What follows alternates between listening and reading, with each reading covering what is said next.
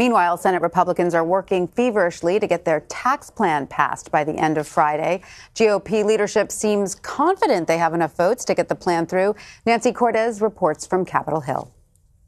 Here we are now at 4:15. We still have not seen this bill. As GOP staffers raced to finalize the Senate tax plan, Republicans downplayed the slapdash nature of the closing act. This is perfectly normal.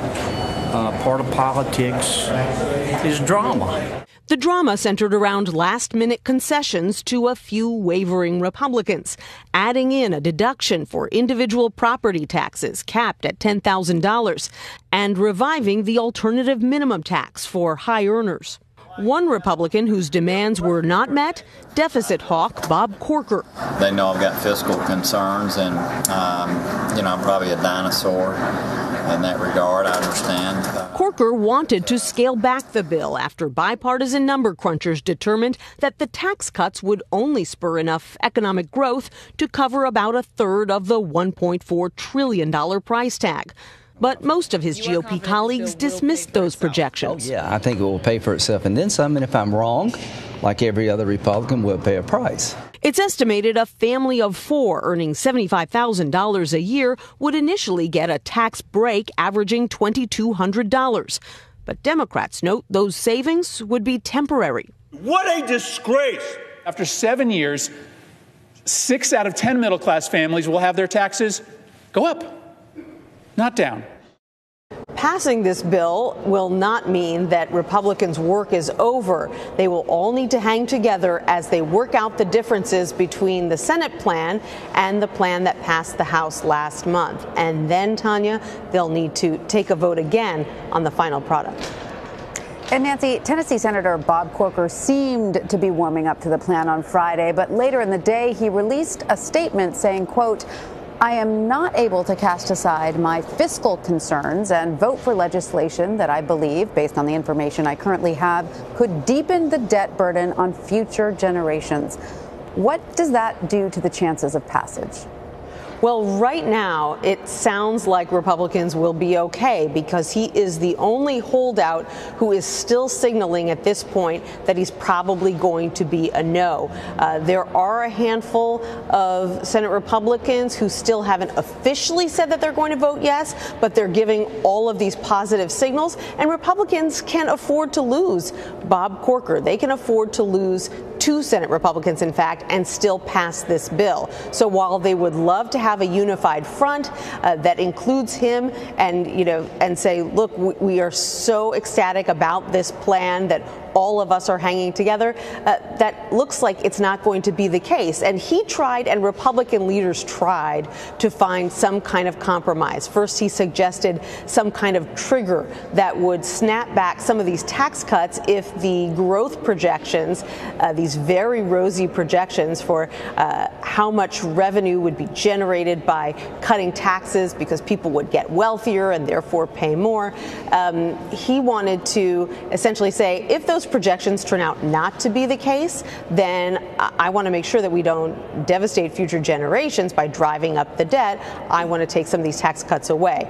That was a non-starter for a lot of Republicans, so they didn't go in that direction. And after that, he said, okay, well, then what about slimming down the tax plan now, maybe making these corporate tax cuts a little less generous so that the plan isn't as costly.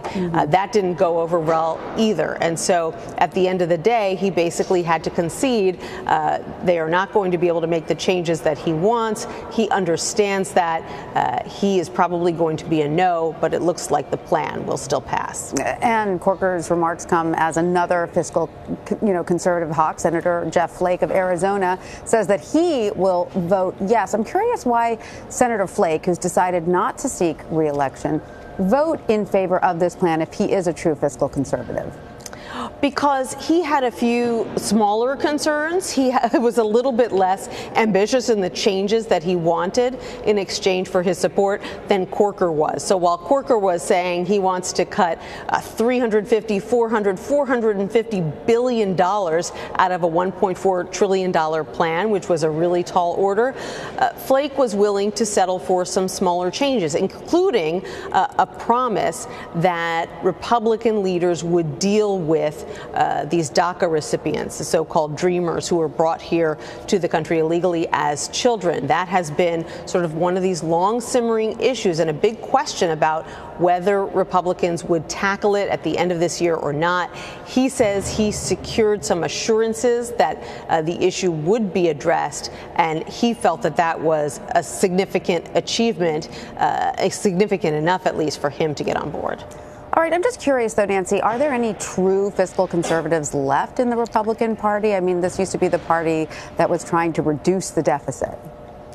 You know, a number of Democrats who I've spoken to have put it this way. They say, look, tax cuts are practically GOP religion. They have believed in the power of tax cuts for decades, and it doesn't really matter what evidence you show them that past tax cuts for corporations, for example, haven't ended up increasing wages, haven't led to loads of new jobs. Republicans continue to believe fervently that if you get this right, you are going to see booming economic growth at all levels, that U.S. companies will be more competitive overseas, that they'll bring some of their wealth back from overseas to the United States. And so a number of Republicans simply don't believe the bipartisan analysis that has come out by these independent congressional number crunchers that says that these tax cuts aren't going to pay for themselves, right. That they will generate some economic growth,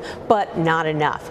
Republicans that I've spoken to have almost universally said, I don't believe that analysis. These analysts are always wrong, and I continue to believe that tax cuts are going to be a huge engine of the economy, and that's just what they're sticking with. Nancy Cortez on Capitol Hill, thank you.